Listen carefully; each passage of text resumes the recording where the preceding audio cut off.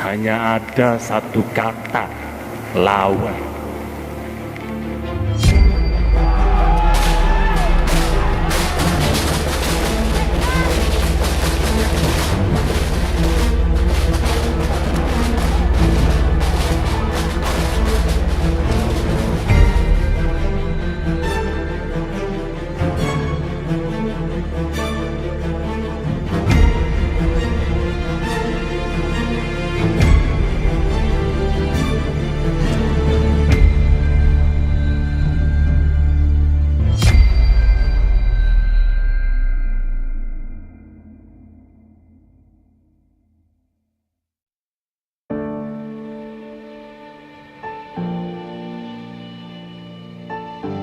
Setiap Kamis sore, puluhan bahkan ratusan orang berpakaian serba hitam mengadakan aksi The Black Umbrella Protest atau yang kita kenal sebagai aksi Kamisan. Bersamaan dengan aksi di depan gedung DPR RI, aksi Kamisan juga turut digelar di depan Istana Merdeka pada sore hari. Kumpulan massa menyuarakan keadilan bagi korban pelanggaran HAM yang hingga saat ini belum menemukan titik terang. Aksi yang dilancarkan selama 18 tahun ini dilakukan di depan Istana Merdeka Jakarta untuk mengadakan aksi damai menuntut keadilan atas berbagai kasus pelanggaran HAM di Indonesia. Seperti tragedi Semanggi, peristiwa Trisakti, tragedi Mei 1998, peristiwa Tanjung Priok, peristiwa Talang Sari, dan termasuk peristiwa penculikan para aktivis dan mahasiswa pada tahun 1997 hingga tahun 1998. Kasus penculikan ini telah mengakibatkan 23 para aktivis dan mahasiswa diculik dengan paksa. Termasuk 13 diantaranya hingga kini dinyatakan hilang atau tidak diketahui nasibnya. Mereka adalah Sony, Yani Afri, Petrus Bima Anugrah, Suyat, Hendra Hambali, Noval Al-Katiri, Ucok Siahaan, Yadin Muhyiddin, Ismail, Abdul Nasir, Dedi Hamdun, Herman Hendrawan, dan Wiji Tukul. Termasuk juga satu aktivis yang bernama Leonardus Iskandar Nugroho alias Gilang dinyatakan meninggal dengan sangat tragis. Entah mereka yang hilang, kini mereka masih hidup atau sudah wafat. Yang jelas, kasus penculikan dan penghilangan paksa yang terjadi di masa rezim Orde Baru ini adalah kasus pelanggaran HAM berat di Indonesia.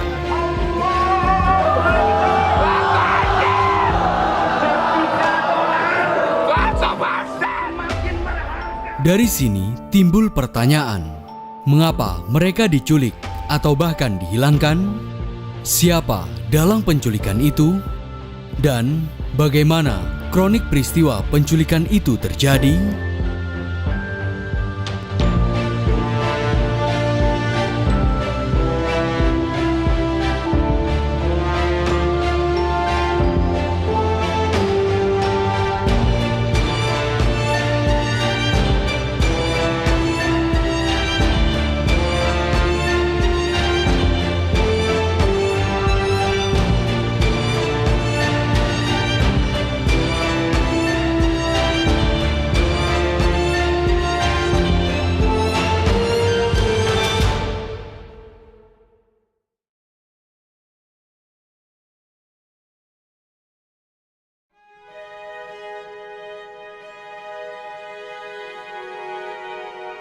Untuk memahami peristiwa penculikan para aktivis dan mahasiswa tahun 1997-1998, kita harus mengetahui kondisi serta situasi yang terjadi pada masa itu. Di penghujung kekuasaannya, rezim Orde Baru sudah mulai tidak dipercayai oleh rakyatnya sendiri. Bukan tanpa alasan, praktek korupsi, kolusi, dan nepotisme kian menggeliat di tubuh pemerintah Orde Baru. Tentunya hal ini mengakibatkan rakyat menderita.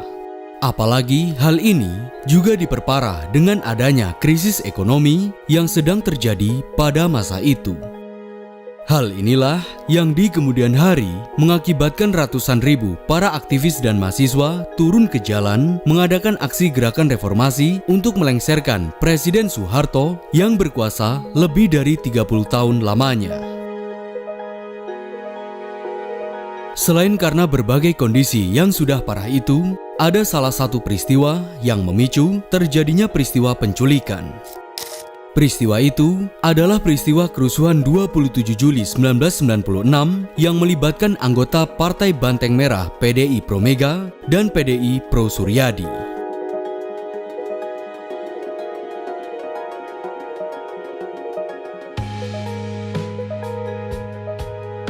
1993, Megawati Soekarnoputri terpilih sebagai Ketua Umum Partai Demokrasi Indonesia atau PDI menggantikan Suryadi dalam hasil Munas di Kemang, Jakarta Selatan. Kala itu, Megawati Soekarnoputri dikenal sebagai salah satu sosok oposisi Orde Baru. Terpilihnya Megawati ini membuat pemerintah Orde Baru geram. Dengan demikian, pemerintah Orde Baru mendukung Suryadi untuk kembali menjadi Ketua Umum PDI.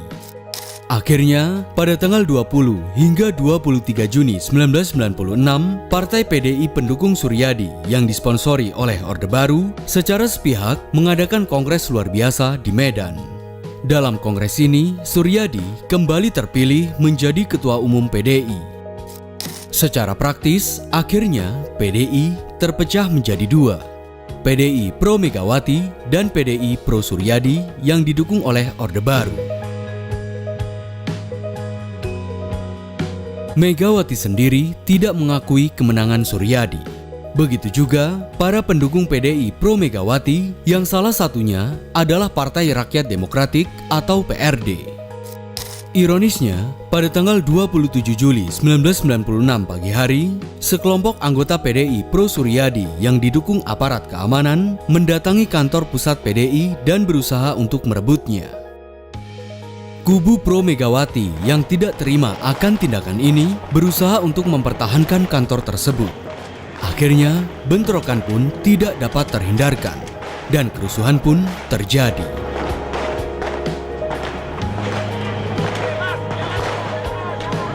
Akibat kerusuhan Kuda Tuli ini, sebanyak 5 orang meninggal dunia, 149 orang luka-luka, dan sebanyak 136 orang ditahan. Buntut dari kerusuhan ini, secara sepihak, rezim Orde Baru menuduh kelompok Partai PRD atau Partai Rakyat Demokratik Pro Megawati dan para aktivis pro-demokrasi sebagai dalang di balik aksi kerusuhan Kuda Tuli. Bahkan, rezim Orde Baru menarasikan peristiwa Kuda Tuli ini sebagai pemberontakan yang dilakukan oleh kelompok radikal. Dengan berbagai narasi tuduhan yang tidak jelas ini, akhirnya rezim Orde Baru mulai melancarkan berbagai langkah untuk membungkam para aktivis PRD. Bahkan juga para aktivis dan mahasiswa yang dianggap mengancam kekuasaan rezim Orde Baru. Dengan demikian, dibentuklah suatu badan yang dinaungi militer ABRI untuk menangkap bahkan membunuh para target. Badan militer itu adalah Tim Mawar.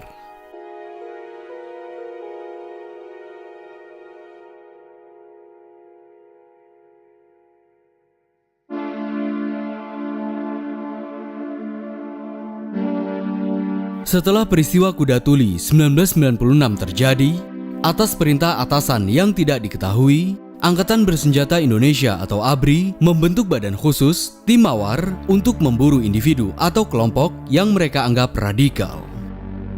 Tim Mawar adalah sebuah tim kecil yang berisi 11 prajurit Kesatuan Komando Pasukan Khusus atau Kopassus Grup 4 Angkatan Darat. Sebagaimana dalam laman asumsi.co dengan tajuk "Diduga terlibat kerusuhan 22 Mei, beginilah sejarah Tim Mawar" yang terbit pada 4 Maret 2021, Tim Mawar ini identik dengan sosok Prabowo Subianto. Pasalnya, kala waktu itu Prabowo menjabat sebagai Danjen Kopassus. Sebuah laporan rahasia AS mengungkap bahwa Prabowo lah yang memerintahkan Tim Mawar menculik para aktivis 98. Namun, sebagian pihak seperti Munir Said Talib, salah satu aktivis HAM, berpendapat bahwa Tim Mawar hanyalah kambing hitam dalam sebuah penculikan para aktivis itu. Sejak kasus penghilangan orang ini ada yang dihukum. Pertama dari Special Force ya, dari Kopassus. Ada 11 orang Kopassus membentuk apa yang disebut tim mawar penculikan terhadap 9 orang. Tapi sebetulnya ini hanya scapegoat ya, ini kambing hitam karena mereka hanya pelaku operator di bawah, bukan pengambil decision untuk melakukan penculikan. Dan lagi mereka ini dilindungi untuk tidak bertanggung jawab terhadap mereka yang sampai saat ini masih hilang, padahal bagian dari operasi penculikan yang sama. Jadi mereka hanya dihukum karena menahan orang yang awalnya diculik kemudian sudah dilepaskan, ada 9 orang. Terlepas dari itu, ini diduga adalah perintah langsung dari atasan mereka yang hingga kini masih belum ditemukan kejelasannya.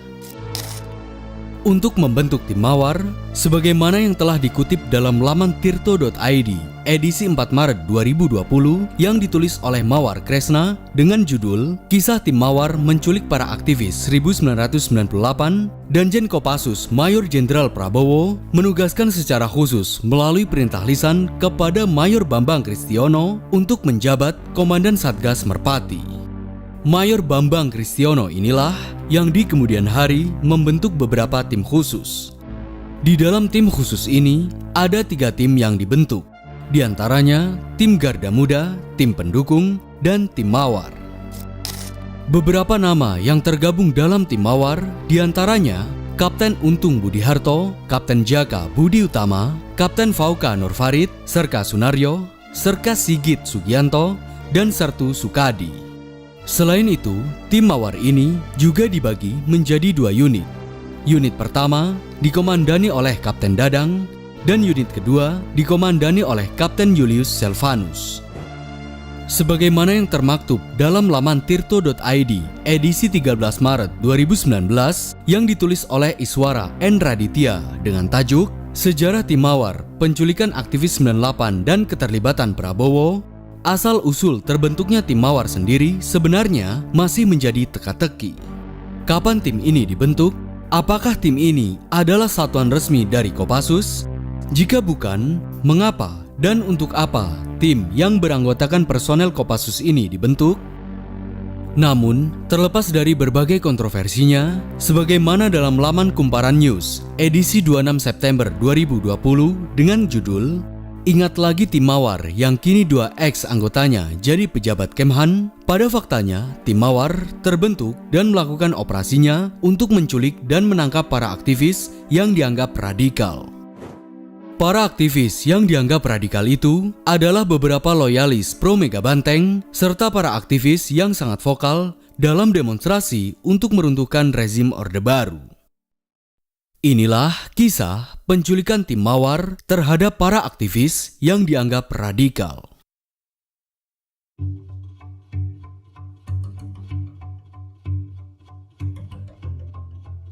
18 Januari 1998 terjadi ledakan di Rusun Tanah Tinggi, Jakarta Pusat. Mendengar kejadian ini, tim mawar segera memperluas operasinya. Mereka menyusun rencana untuk menangkap sejumlah aktivis yang dicurigai terlibat aksi peledakan bom. Tim mawar mendapatkan data intelijen nama-nama yang masuk daftar penangkapan. Di antaranya Desmond J. Mahesa, Pius Lustri Lanang, Haryanto Taslam, Faisal Riza, Raharja Waluyojati, Nezar Patria, Aan Rusdianto, Mugianto, dan Andi Arif. Sebelum menangkap para targetnya, tim mawar sudah menyiapkan tempat penyekapan sekaligus markas tim mawar di Poskotis atau Pos Komando Taktis di Cijantung, Jakarta Timur. Disinilah nantinya para aktivis akan ditahan, diinterogasi, bahkan disiksa. Dikutip dari laman tirto.id edisi 13 Maret 2019 yang ditulis oleh Iswara N. Raditya dengan judul Sejarah Tim Mawar, Penculikan Aktivis 98 dan Keterlibatan Prabowo, 3 Februari 1998. Tim Mawar menargetkan satu nama untuk ditangkap. Dia adalah Desmond J. Mahesa, seorang aktivis dan pengacara di Lembaga Bantuan Hukum Nasional atau LBHN yang berada di Jalan Cililitan Kecil, Jakarta Timur. Tidak diketahui kapan tanggal penangkapannya. Yang pasti, pada pukul 9.30 pagi hari, 3 orang tim mawar menangkap Desmond di LBHN dan kemudian dibawa dengan mikrolet ke Poskotis Cijantung. Di sana, Desmond diinterogasi sambil dipukul, ditendang, disetrum, hingga ditenggelamkan ke dalam bak mandi dan dibawa ke sel bawah tanah. Di dalam sel, Desmond bertemu dengan Yani Afri dan Sony yang sudah ditangkap pada tanggal 26 April 1997. Kelak, Yani Afri dan Sony inilah yang kemudian dinyatakan hilang. Pada tanggal 4 Februari 1998, tim Mawar kembali menciduk daftar nama target. Kali ini, target mereka adalah Pius Lustri Lanang, seorang aktivis Aliansi Demokrasi Rakyat atau ALDERA. Ia diciduk tim Mawar di depan Rumah Sakit Cipto Mangunkusumo Salemba, Jakarta.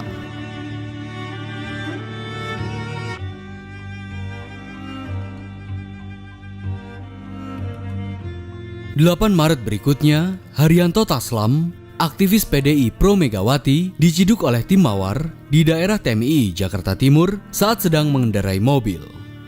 4 hari kemudian, 12 Maret 1998, penculikan selanjutnya dialami oleh Faisal Riza dan Raharja Waluyo-Jati yang ditangkap di RS Cipto Mangunkusumo. Di tanggal yang sama, Aan Rusdianto yang merupakan aktivis PRD ditangkap di kediamannya di Rusun Klender, Jakarta Timur.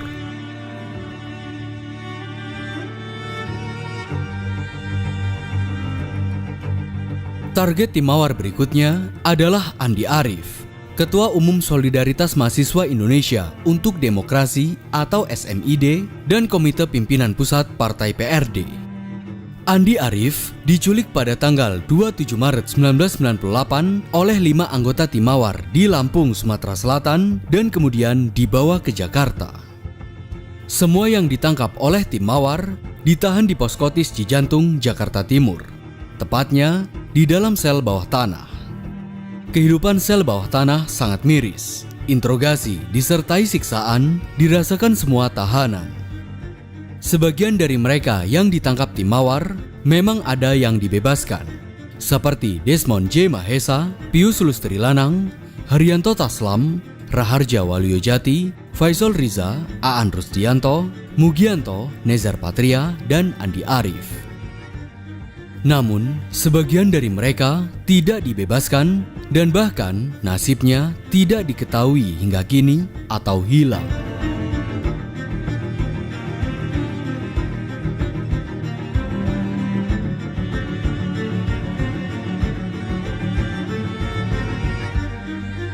Juli 1997, Indonesia diguncang dengan adanya krisis ekonomi.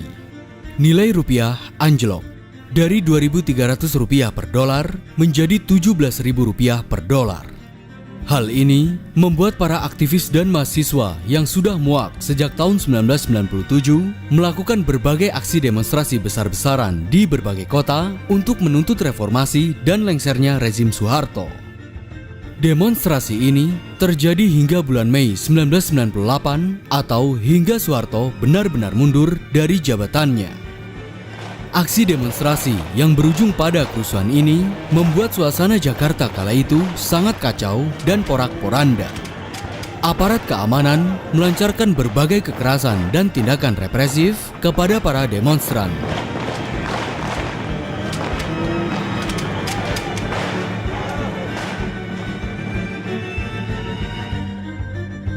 Selain daripada itu, ternyata kala itu tim Mawar juga masih melancarkan perburuan para target. Bahkan dikabarkan para target itu dinyatakan tewas atau hilang. Beberapa nama yang dihilangkan tim Mawar adalah Sony, Yani Afri, Petrus Bima Anugrah, Suyat, Hendra Hambali, Noval Al-Katiri, Ucok Siahaan, Yadin Muhyiddin, Ismail, Abdul Nasir, Dedi Hamdun, Herman Hendrawan, dan Wiji Tukul. Hingga kini nasibnya masih belum diketahui.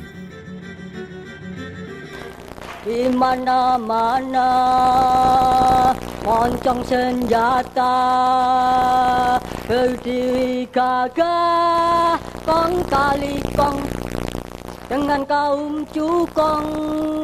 Raksasa yang tidur di bawah selimut pedang yang maut, maka pada saat itulah sejarah akan kembali membacakan kisah-kisah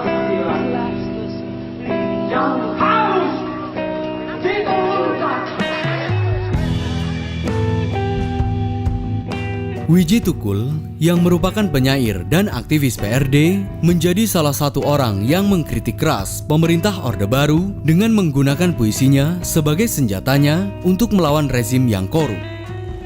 Puisinya yang tajam dan sarkastik membuatnya mengalami tindakan represi dari aparat keamanan.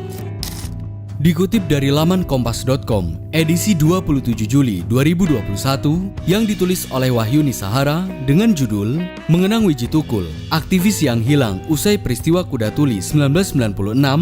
Setelah peristiwa kerusuhan Kuda Tuli 1996, Wiji Tukul menjadi salah satu target perburuan rezim Orde Baru. Oleh karenanya, ia harus berpindah-pindah tempat. Dari Solo, Jakarta, Bogor, dan bahkan ke Pontianak. Pada tahun 1997, Wiji Tukul kembali ke Jakarta. Namun, naas.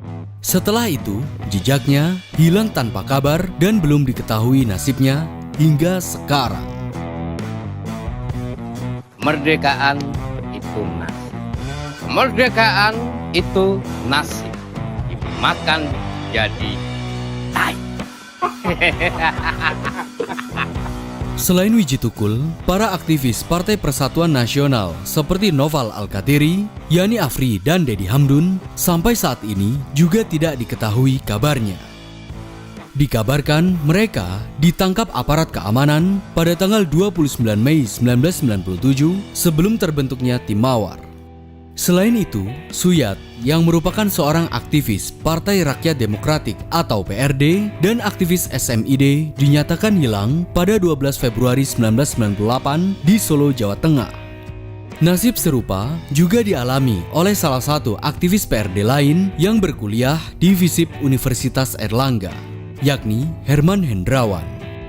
Sejak tahun 1996, ia pindah ke Jakarta untuk ikut aktif di PRD. Namun, pada tanggal 12 Maret 1998, Herman Hendrawan ditangkap oleh Tim Mawar. Setelah ditangkap, kabarnya ia dipindah dari Poskotis Cijantung ke Polda Metro Jaya, Jakarta Selatan. Namun, sampai sekarang, keberadaan Herman Hendrawan tidak pernah diketahui atau hilang. Aktivis SMID sekaligus PRD Petrus Bima Anugrah juga dinyatakan hilang sejak akhir Maret 1998 setelah keluarga dan temannya tidak menemukan keberadaannya. Penculikan dan penghilangan yang terjadi di masa rezim Orde Baru nampaknya sudah dilakukan sebelum kerusuhan besar terjadi di Jakarta. Meski begitu, saat terjadi kerusuhan Mei 1998 pun, beberapa nama seperti Hendra Hambali, Ucok Siahaan, Yadin Muhyiddin, Ismail, dan Abdul Nasir juga dinyatakan hilang. Dari ke-13 korban penghilangan paksa ini, belum ada satupun yang diketahui keberadaannya. Jika memang masih hidup, di manakah mereka sekarang? Jika memang sudah meninggal, di manakah makam mereka? Pertanyaan itu sampai saat ini masih menjadi misteri.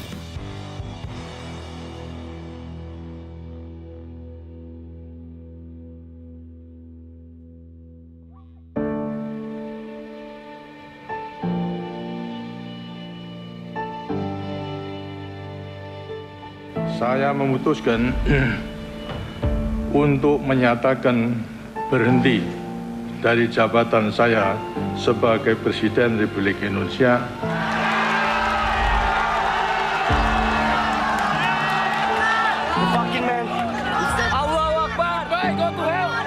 (21 Mei 1998), Presiden Soeharto mengundurkan diri dari kursi jabatannya.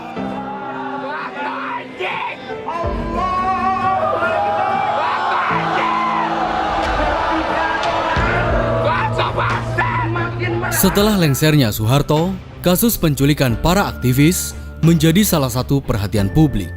Banyak pihak menuntut untuk mengadili para pelaku. Komisi untuk Orang Hilang dan Korban Tindak Kekerasan atau Kontras mencatat selama periode tahun 1997-1998, sebanyak 23 orang telah diculik oleh alat negara, 9 orang dilepaskan, dan 13 lainnya hilang. Ditambah lagi, satu aktivis SMID ex-PRD yang bernama Leonardus Nugroho Iskandar alias Gilang, rekan Wiji Tukul, ditemukan meninggal dengan sangat tragis pada bulan Mei 1998 di sebuah hutan di Magetan, Jawa Timur. April 1999, Mahkamah Militer Tinggi Jakarta menggelar persidangan kasus penculikan para aktivis. Sebanyak 11 anggota tim Mawar diadili di Pengadilan Militer Tinggi 2, Jakarta. Memang, 11 anggota Kopassus yang tergabung dalam tim Mawar itu telah divonis bersalah dan mereka dipenjara. Namun, mereka hanya mengaku menculik 9 aktivis yang kemudian dibebaskan. Ironisnya, pengadilan militer hanya menangkap para pasukan lapangan. Mereka sama sekali tidak menghukum para pemimpin penculikan. Seperti kata salah satu aktivis HAM, Munir Said Talib, bahwa para pasukan tim Mawar hanyalah kambing hitam. Yang artinya, aktor utama atau dalang daripada penculikan 23 aktivis, termasuk 13 aktivis yang dihilangkan dan 1 aktivis yang tewas, masih belum ditindak hingga saat ini. Bahkan, pemerintah Indonesia pun dari masa ke masa hingga detik ini sama sekali tidak melakukan apa-apa terhadap mereka yang dihilangkan dan mereka yang bertanggung jawab dalam operasi penculikan tahun 1997-1998. Yang ingin saya ingatkan bahwa kita bukan sekedar menolak lupa, tapi kita tidak pernah akan lupa untuk terus menolak. Terima kasih.